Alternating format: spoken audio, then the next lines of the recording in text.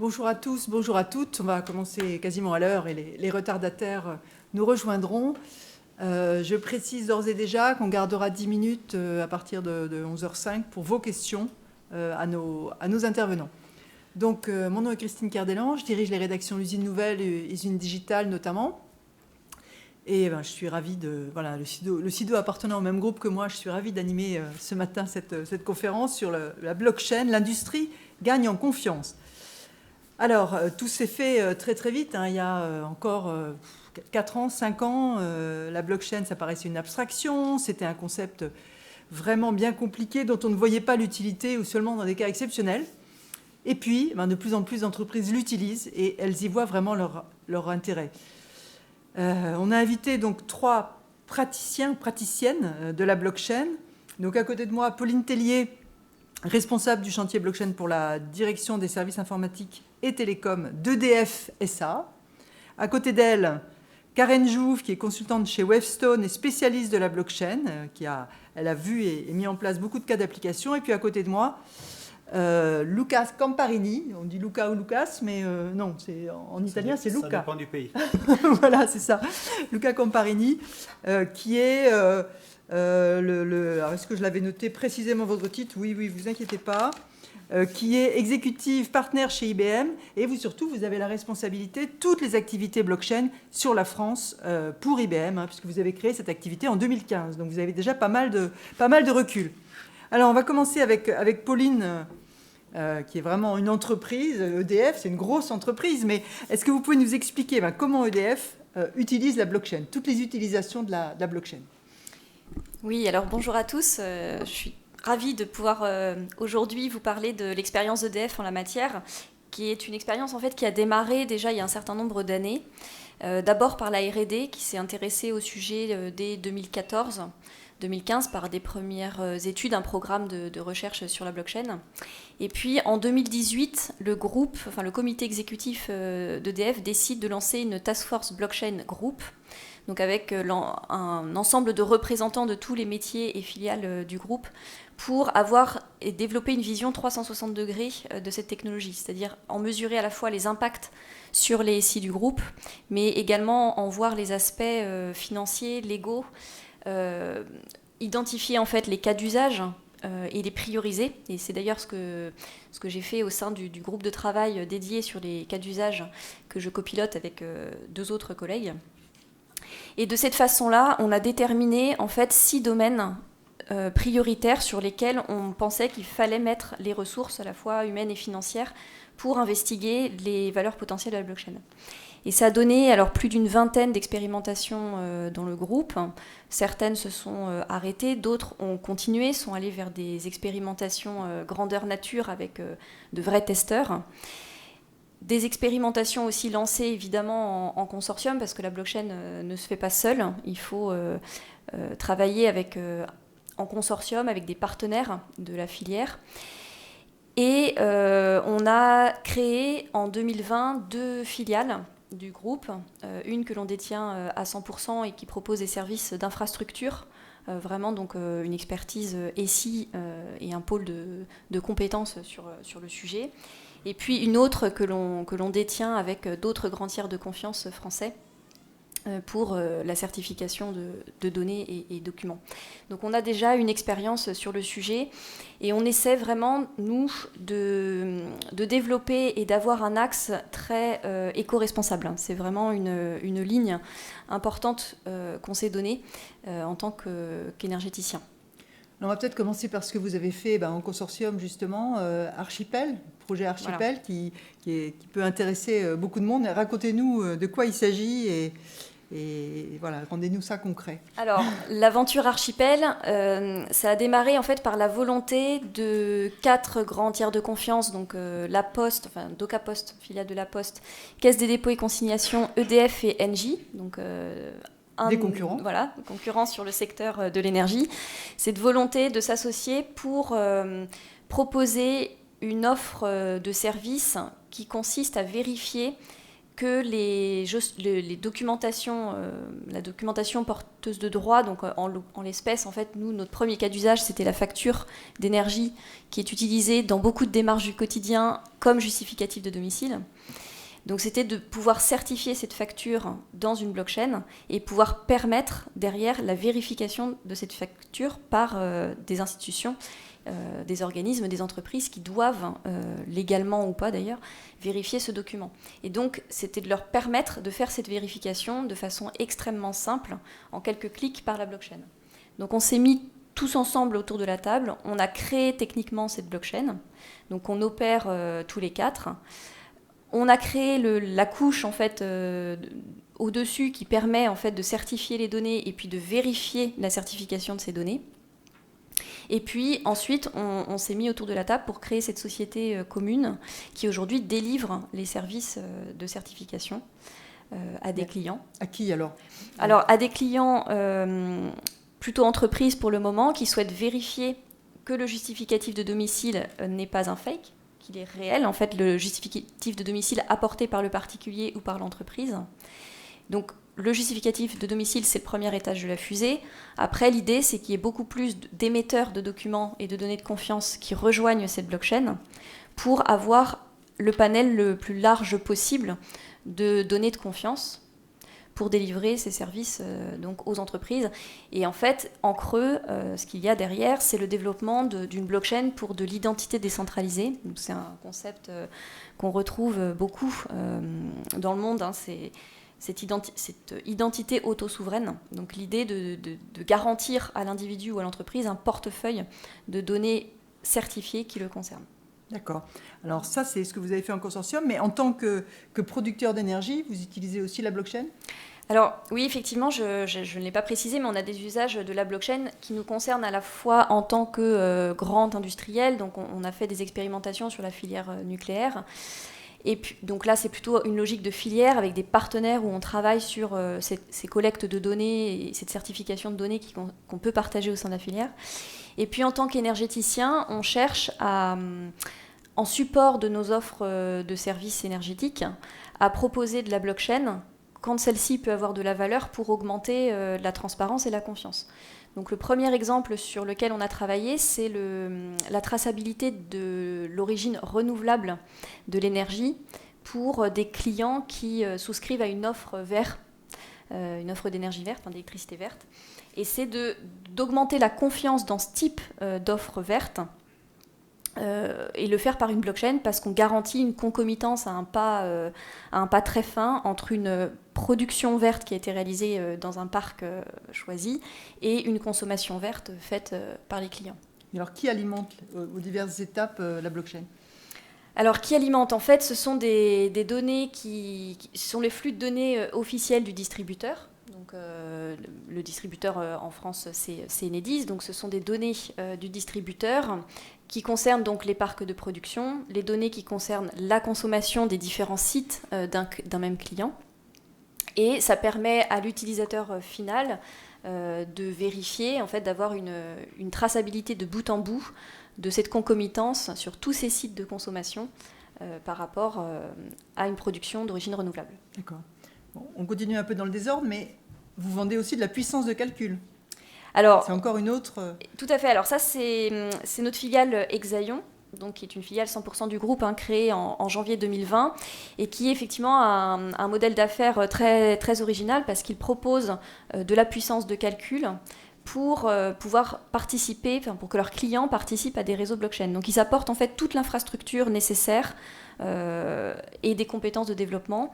Et en fait, c'est de la puissance de calcul dans les data centers du groupe EDF, mais isolés. Donc des machines qui sont soumises aux mêmes règles de sécurité que nos machines pour toutes nos autres activités, y compris nucléaires, mais qui sont donc isolées et proposées à des clients pour participer à des réseaux blockchain éco-responsables, je le précise. D'accord. Bon, là, on a fait le tour de toutes vos activités ou j'en ai oublié ? Alors, je pense qu'on a fait un tour de piste assez complet. Juste peut-être pour préciser aussi, en tant qu'énergéticien, on travaille beaucoup le sujet de la blockchain pour la mobilité électrique. Et la mobilité électrique me semble être un sujet vraiment bien adapté, ou du moins c'est la blockchain qui est bien adaptée pour ce sujet, parce qu'on a de multiples opérateurs, de multiples acteurs dans cet écosystème de la mobilité électrique, sans qu'un s'impose particulièrement comme un tiers de confiance évident.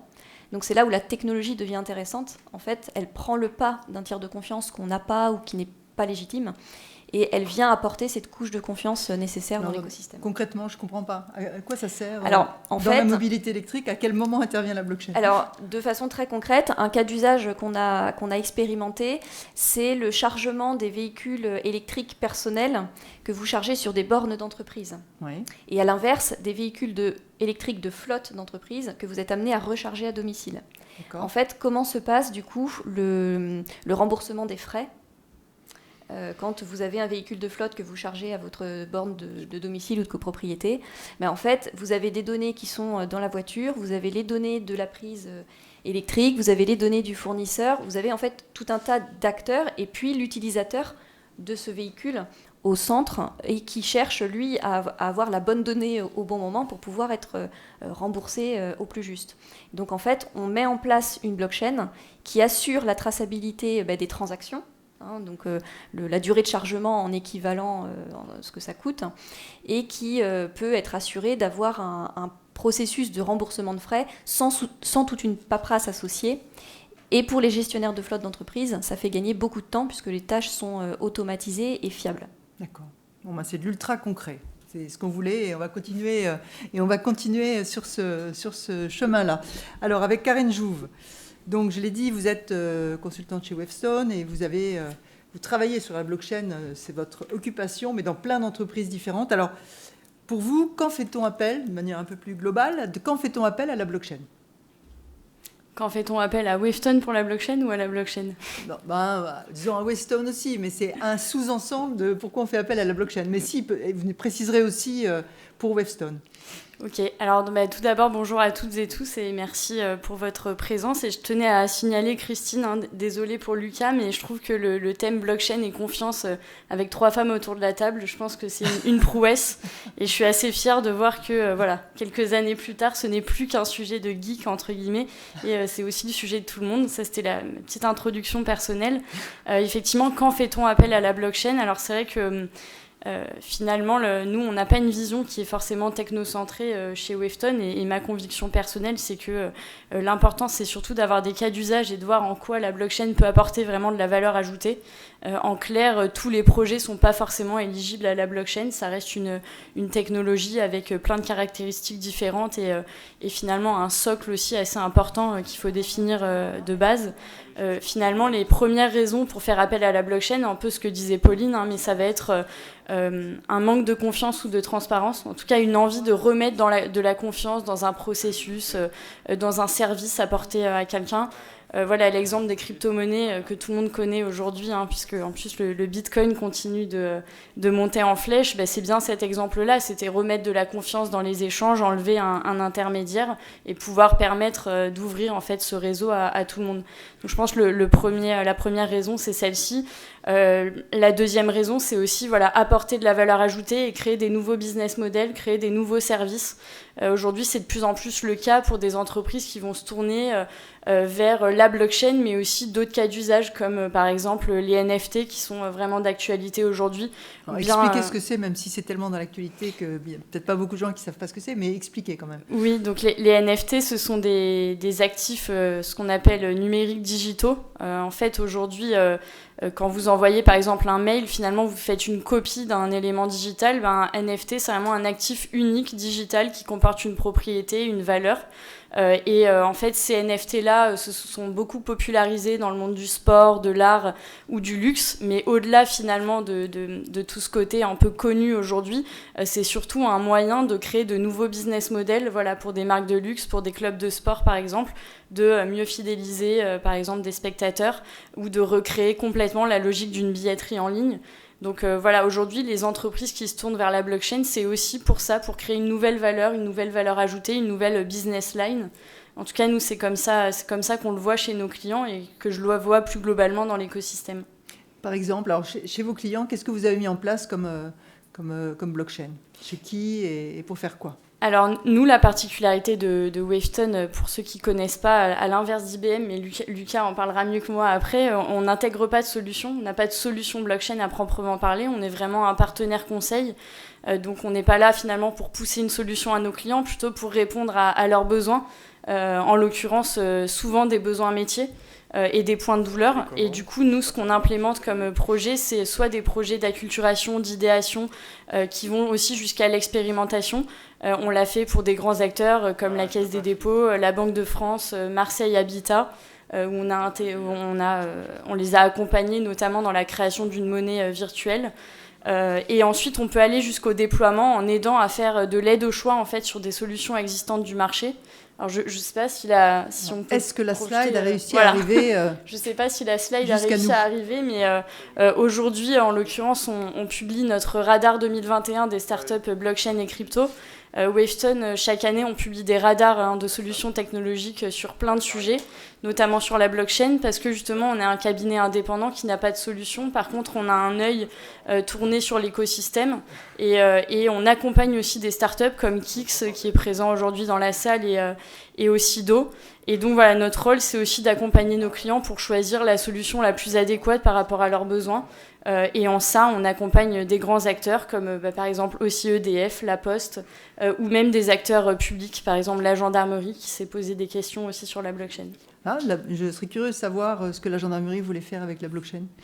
Alors, tout ne peut pas se dire, mais il y a des choses qui sont publiques, puisque la gendarmerie a déjà déployé la technologie, la blockchain Tezos, alors qui était plus sur un cas d'usage pour tracer finalement leur registre de comptabilité.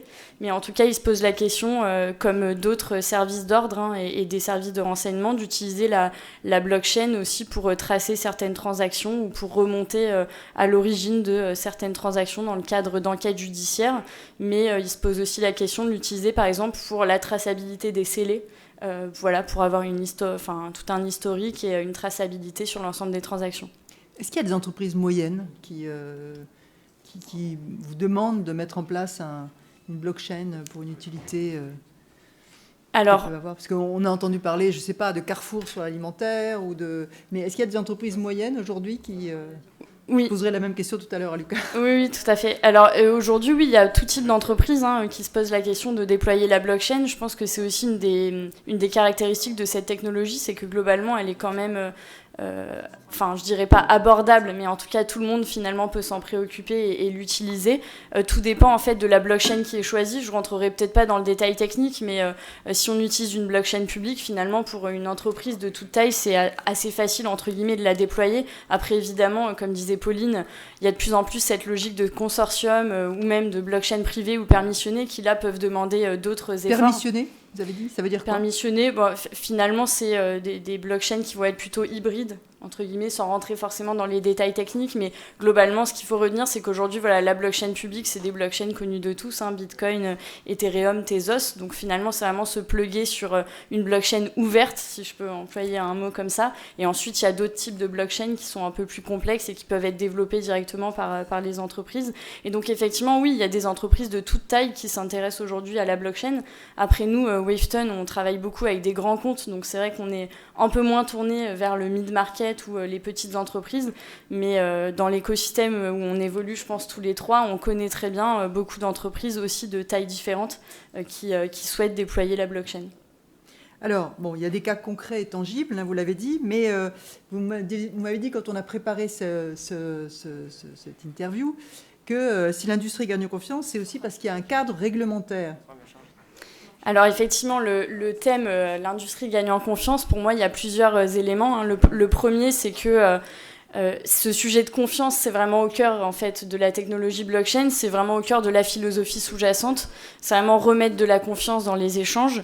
Le deuxième sujet, c'est que l'industrie gagne en confiance parce qu'aujourd'hui, il y a une institutionnalisation de plus en plus forte du sujet blockchain, du sujet crypto-monnaie et de l'ensemble des sujets.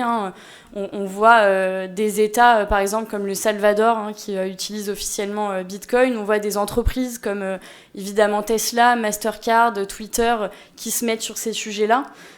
Et puis, effectivement, il y a le sujet de la réglementation.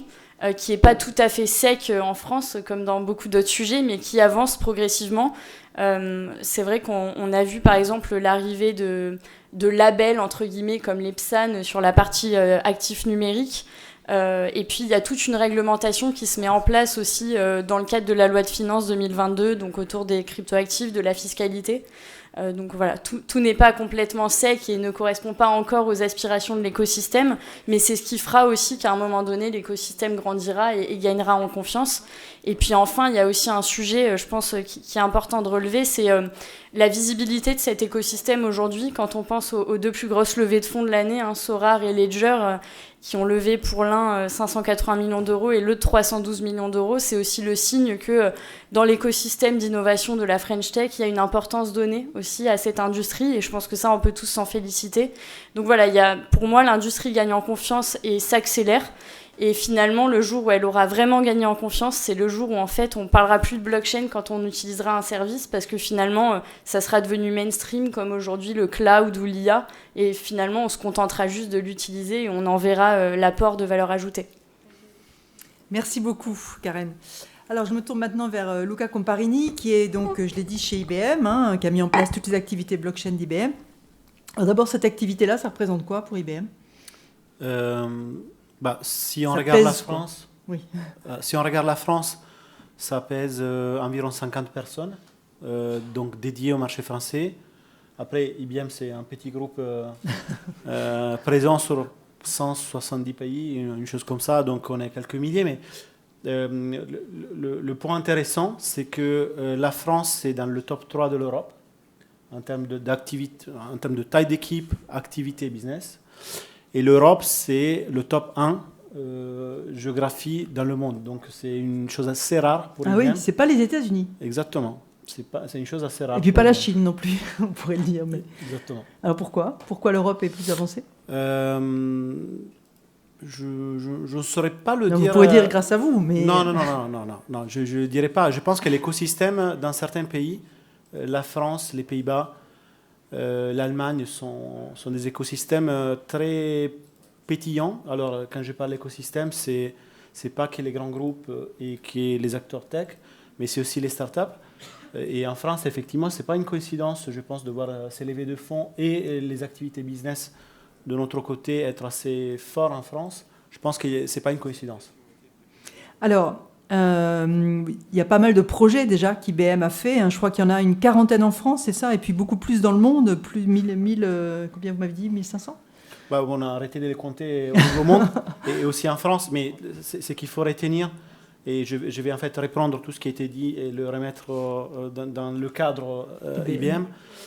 Nous avons des activités, certes technologiques, d'un côté d'IBM. Moi, je suis du côté consulting, donc on construit des plateformes, des projets, on accompagne des grands groupes, exactement comme Waystone.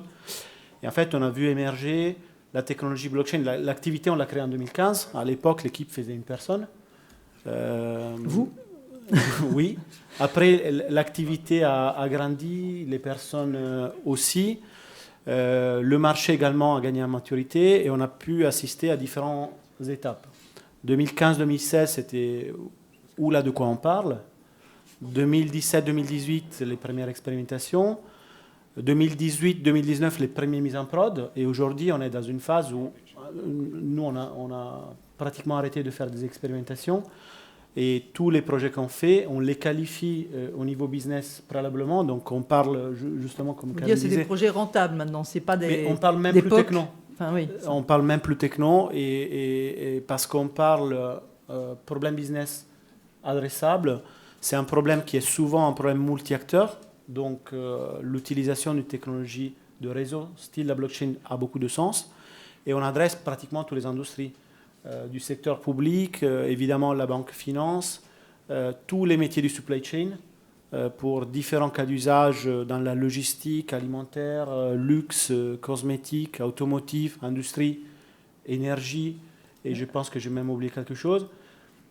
Et en fait, ça laisse entendre l'ampleur du sujet et l'intérêt que le marché porte vers ce sujet. Alors très concrètement, je ne sais pas, votre dernier projet, c'est quoi? Vous m'avez parlé d'un partenariat avec Renault, par exemple, c'était quoi? Alors, si on regarde sur un angle présent, futur et futur, je dirais que dans les derniers 5 ans, on s'est concentré sur des plateformes multi-acteurs.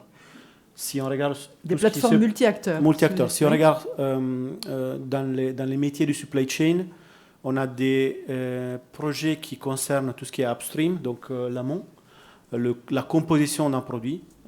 On peut penser à l'alimentaire. Genre Carrefour qui est un des comment premiers la à se purée lancer mousseline est là-dessus. faite. Si on veut penser au premier projet qu'on avait fait en 2018, je rigole pas. Hein, vous pouvez aller chez Carrefour acheter des boîtes de purée mousseline si vous aimez le genre.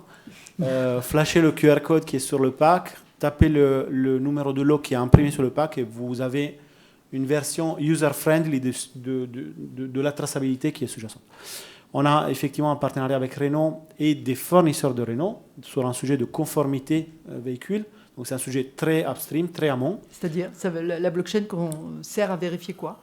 Alors la blockchain apporte 2 choses. Un, c'est la visibilité. Donc il faut savoir que dans les métiers de l'industrie, on n'a pas tenu la blockchain pour faire de la traçabilité, ça heureusement. Sauf que le sujet, c'est que chacun si on regarde la construction d'un véhicule, vous avez des fournisseurs de rang 1 à 7. Vous avez un OEM qui assemble les pièces et qui est responsable de la conformité, du niveau de qualité et respect des réglementations de la voiture. Et après, c'est là que la vie de la voiture commence. Donc, le amont, les 7 rangs de fournisseurs jusqu'à Renault, finalement, chacun a son système de traçabilité, mais aucune de ces acteurs-là a une vision de bout en bout de la voiture ou du composant, du lot du composant qui rentre finalement pour composer une voiture. Et donc, ce qu'on fait avec Renault, c'est constituer une vision évidemment digitale de la voiture, d'un jumeau numérique de la voiture et son état de conformité par rapport à des réglementations de sécurité européennes. Pour que, de facto, quand Renault fait sortir la voiture de ses lignes, il puisse avoir en temps réel l'état de conformité de toute la voiture assemblée. Et donc, il y a un business case monstrueux sur les coûts de non-qualité et le coût de non-conformité. C'est-à-dire que, imaginez qu'est-ce qui se passe aujourd'hui quand une voiture est assemblée, les informations sur sa qualité des pièces vont arriver peut-être un peu plus tard. La voiture sort de l'usine, part en distribution. Et après, s'il y a un problème, il faut aller faire un rappel. Oui. Et le rappel coûte cher. Très cher. Donc, on peut passer d'un monde réactif à un monde proactif. C'est ça que je dis. D'accord. Après, il y a des sujets downstream. C'est tout ce qui se passe à partir du moment où le produit est créé. Et pensez à des vaccins. Je prends un exemple juste par hasard. Au hasard. Et au fait que certains vaccins sont sensibles aux conditions de transport, voire la température, voire les conditions de choc pour certains vaccins. Je ne vais pas rentrer dans les détails, mais on a fait aussi des projets de traçabilité descendante sur des sujets à valeur style les vaccins, mais aussi de sujets de luxe, pour des raisons de conformité, des raisons de traçabilité anti-contrefaçon, traçabilité marché gris. Bref, on peut utiliser cette technologie pour faire plein de choses. Donc ça, c'est tout ce qui s'est fait, je dirais, depuis 3, 4, 5 ans. Exactement. Alors, vous dites, ce qui se fait aujourd'hui, c'est plus des projets de tokenisation. Alors, exactement. Là, je reviens sur un deuxième moment de la blockchain. Alors, en réalité, c'est le premier moment. Il faut prendre la blockchain à sa genèse avec l'émergence des crypto-monnaies. C'est des tokens qui sont créés et instanciés sur un registre qui a plein de belles qualités. Et en fait, le sujet token, dans le monde des entreprises, a pris du temps à s'imposer pour différentes raisons. Mais aujourd'hui, on voit vraiment l'émergence. En tout cas, moi, je le vois sur au moins 2 secteurs. Tout ce qui est banque d'investissement, donc la Banque de France a été citée, mais on a travaillé sur plusieurs projets de monnaie digitale de banque centrale dans des consortiums. Le dernier qu'on a annoncé, c'était avec des banques comme BNP, Crédit Agricole, Société Générale, HSBC, Euroclear, l'agence France Trésor, qui en fait est le ministère du Trésor, la Banque de France. Donc tous ensemble pour tester comment dans le monde du demain on pourrait s'échanger des tokens d'euro digital versus des actions modélisées comme des tokens et en fait représenter des infrastructures de marché qui existent aujourd'hui et qui ont été créées dans le temps. Ça, c'est le sujet fongible, des tokens fongibles. Fongible, ça veut dire qu'on peut les échanger à pair. Il y a des sujets de tokens non fongibles, NFT, non-fungible token. C'est des sujets qui, en fait, où chaque token est unique. Il n'y a pas le champ quantité dans le token. Ça veut dire que chaque token a un serial number unique. Et donc, chaque objet digital a une valeur à soi-même. Et on peut représenter tout et n'importe quoi. Des œuvres d'art, des objets de luxe, des biens immobiliers, et des cartes Panini. Des cartes Panini, exactement.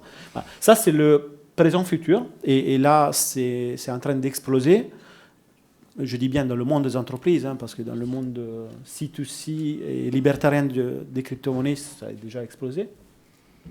Je pense que la prochaine question, c'est le futur. Bah oui. Je la prends, on a fait ce qui se fait, qu'est-ce qui se fera.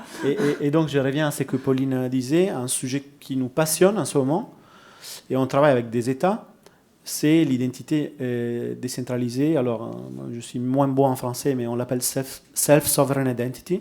Oui, c'est l'identité décentralisée souveraine, un truc comme ça. Exactement, je ne sais pas comment le...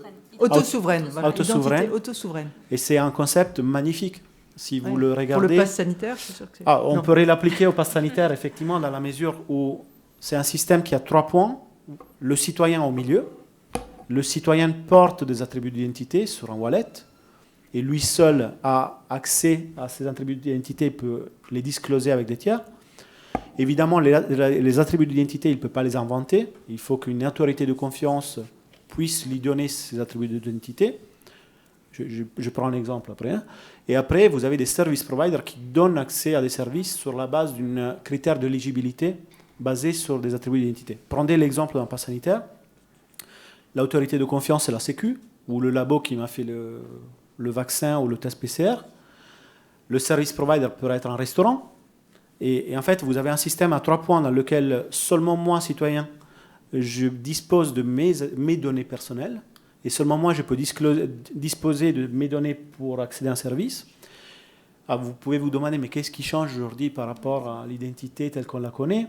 Ça change une petite chose, c'est la privacy, dans la mesure où, à différence d'aujourd'hui, où vous avez des GAFA ou des grandes sociétés qui centralisent vos identités légères pour vous, demain, vous devenez votre coffre-fort d'identité.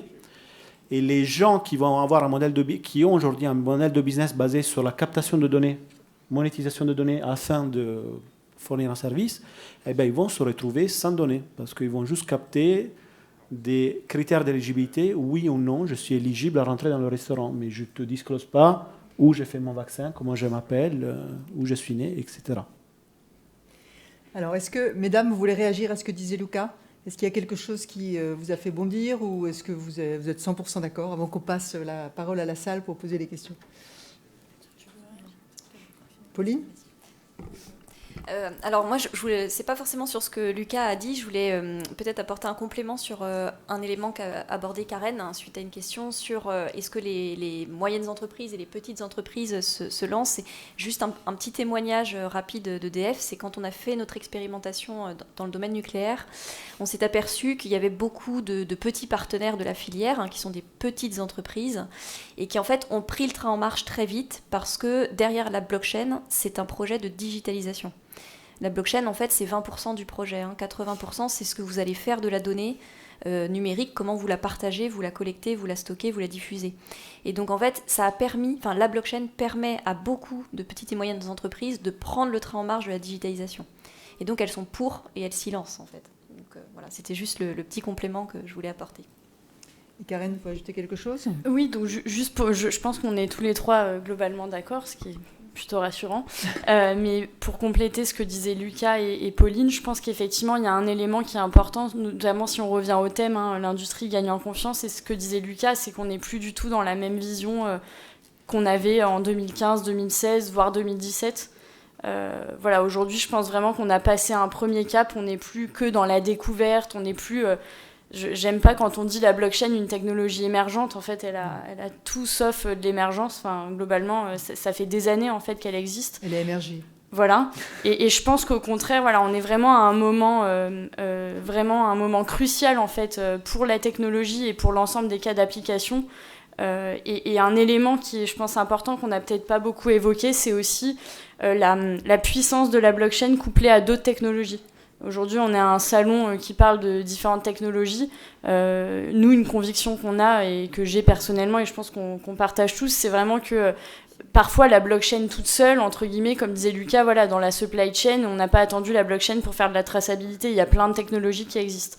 Pour autant, couplé à d'autres technologies, si on reprend le cas d'usage de l'agroalimentaire par exemple, si on imagine une viande avec un bioprint, donc vraiment un QR code posé en fait sur par exemple une cuisse de poulet, qu'on mettrait dans un IoT couplé à de l'IA pour vérifier la température et tout ça dans une blockchain, là on a un cas d'usage vraiment puissant de traçabilité, d'authentification, de certification, et à la fin, nous les consommateurs, une fois qu'on consomme notre poulet, on sait exactement tout le cheminement qu'il a fait.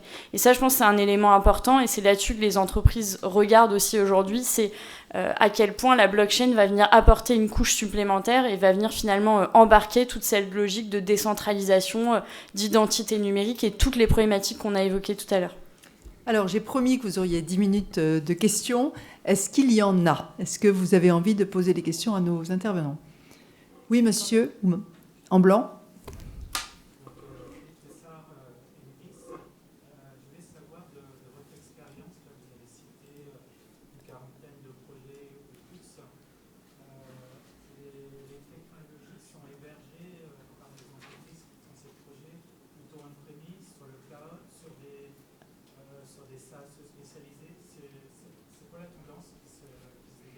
Sur l'hébergement, c'est pour Lucas. C'est pour moi la question? Oui, parce qu'il a dit une quarantaine de projets, c'était vous. Okay.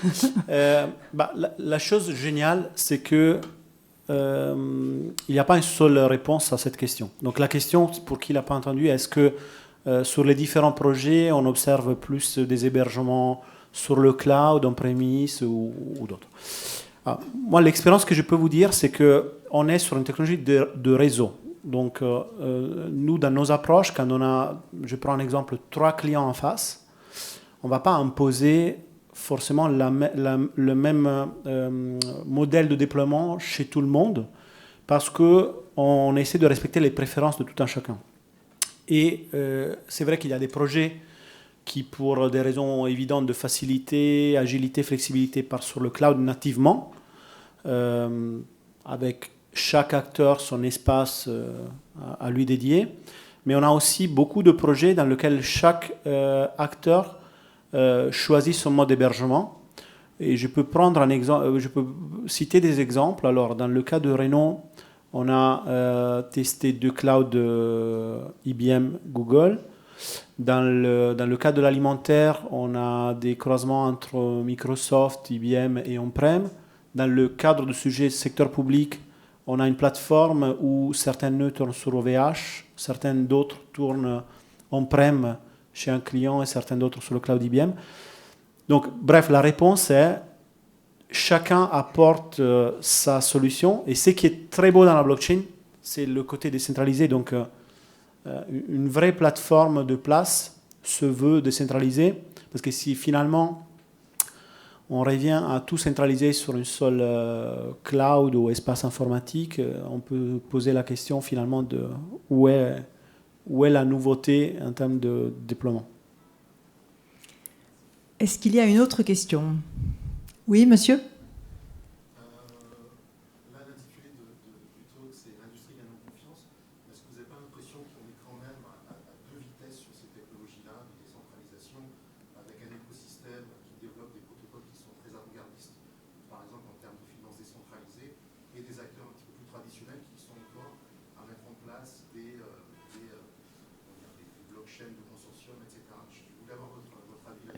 Peut-être Karen? Je ne sais pas si tout le monde a entendu, mais la question, donc, c'était effectivement, est-ce qu'il n'y a pas 2 vitesses entre des acteurs, donc j'imagine des startups qui globalement vont très vite sur des nouvelles thématiques comme la finance décentralisée, et des acteurs plus classiques, des grosses entreprises qui du coup mettent du temps à implémenter des blockchains. La réponse, finalement, oui et non. Je pense comme pour toute technologie, évidemment que les petits acteurs qui sont des pure players, entre guillemets, de la blockchain, des cryptos, forcément, qui vont plus vite, ils ont une agilité, ils ont une faculté à aller beaucoup plus vite sur l'innovation. Et je pense que la deuxième chose, c'est que la blockchain, elle a fait aussi beaucoup de débats, elle en fait toujours beaucoup aujourd'hui dans les entreprises, que ce soit les corporates ou même des moyennes entreprises ou l'administration. Il n'y a pas encore un consensus exactement qui a été trouvé sur ce sujet-là pour plein de raisons. Il y a eu beaucoup de débats sur la consommation d'énergie, sur les risques liés à la cybersécurité. Et il y a beaucoup de questions à résoudre aujourd'hui. Donc je pense qu'il y aura toujours en fait un décalage naturel comme il y a sur d'autres technologies. Pour autant, moi, ma conviction, c'est vraiment que justement avec cet écosystème très dynamique, des startups et des solutions, comme l'expliquait Lucas, on parviendra en fait à faire accélérer un peu l'apprivoisement entre guillemets par les grandes entreprises. Et je pense que des exemples comme celui de Pauline avec EDF, on peut citer aussi des consortiums comme Aura par exemple dans le monde du luxe, nous montrent aussi que quand même progressivement les acteurs commencent à s'y mettre eux aussi, comprennent la logique de décentralisation qu'on a expliqué tout à l'heure et finalement réinventent eux aussi un peu leur business model. Mais effectivement on est encore dans un moment un peu à deux vitesses et c'est ce qu'on disait, je pense que là depuis un an à peu près, je dirais depuis 2019-2020 on est vraiment sur une accélération et ce qui sera intéressant de voir c'est dans les 5 ans à venir à quel point le marché va vraiment muter ou pas et à quel point effectivement finalement l'innovation ira de pair avec les corporates. Vous voulez ajouter quelque chose ou on prend une autre question? Ça va dans la même direction, mais je prends juste l'exemple. Les grands corporates, normalement, ils ont un existant. Et faire évoluer un existant, ça prend du temps. Je prends souvent l'exemple de, si on prend l'analogie de la technologie blockchain comme une technologie de transport d'informations, comme dans les réseaux ferroviaires. On a en France un réseau qui est incroyable, super puissant si on pense au TGV, mais le faire évoluer, et on ne peut pas dire que ça ne marche pas, au contraire, mais le faire évoluer, ça va prendre un peu de temps. Or, on voit l'émergence des assets digitaux qui sont un peu comme des objets volants.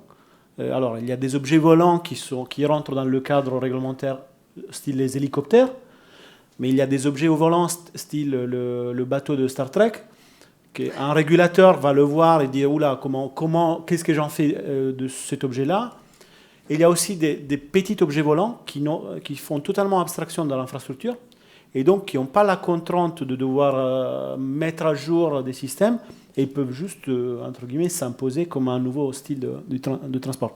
Donc c'est ça qui explique les différentes vitesses, je pense. Et les différentes vitesses, au sein d'une même entreprise, on les côtoie. Je rappelle juste qu'effectivement, on est un grand compte, une grosse entreprise. On a commencé la Task Force Blockchain donc à essayer d'avoir une régulation, une coordination au sein du groupe en 2018. En 2020, on créait 2 filiales, 2 startups sur le sujet. Et tous les jours, le matin, je suis sur un cas d'usage très simple qui parle de certification. Et le soir, je parle avec certains collègues de NFT et Metaverse. Donc en fait, ce grand écart, il est réel, mais c'est ça ce qui fait en fait cette dynamique qui permet d'avancer. Après, l'enjeu, c'est d'embarquer tout le monde, c'est-à-dire à la fois les filières SI et R&D qui travaillent ensemble et qui creusent le chemin, mais qui en même temps sont en charge de faire tourner un SI centralisé. Donc quand on leur parle de décentralisation, ça peut être compliqué à intégrer. Et puis d'embarquer bien sûr tous les business pour qu'ils comprennent bien les enjeux et là où la blockchain a le plus de valeur. Donc, alors, il y avait une autre question au fond là-bas. Madame ?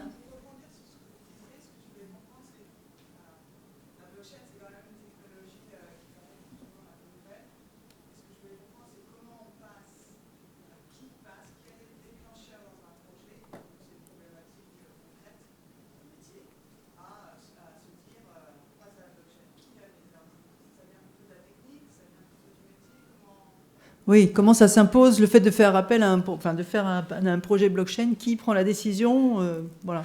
Lucas, peut-être? Je peux vous donner un début de réponse. Si on regarde les activités en 2016-2017, c'était la direction innovation, des pionniers qui avaient une vision, une idée. Aujourd'hui, tous les projets qu'on démarre aujourd'hui, les métiers sont forcément dans la boucle. Pourquoi? Parce qu'on parle de problématiques métiers et à travers un projet blockchain, on apporte 3 dimensions. On apporte, oui, certes, la dimension technique, mais les 2 dimensions principales, c'est la dimension modèle économique, benefit model pour la boîte et aussi pour son écosystème, et modèle de gouvernance. Et là, ce n'est pas quelque chose que vous pouvez faire seul avec l'IT. Après, il y a des IT qui sont très fortes dans certains groupes et qui ont le pouvoir entre guillemets, de pousser les métiers. Mais à mon avis, c'est toujours des problématiques business où les métiers doivent s'intéresser. Bien, écoutez, je crois qu'on est obligé de s'arrêter là parce que le temps s'est écoulé et qu'il y a d'autres conférences qui commencent et donc les gens les rejoignent. Merci beaucoup à mes intervenants d'avoir donné un peu de temps pour nous expliquer tout ça. Merci à vous d'avoir participé à cette conférence et puis bonne suite de journée au SIDO.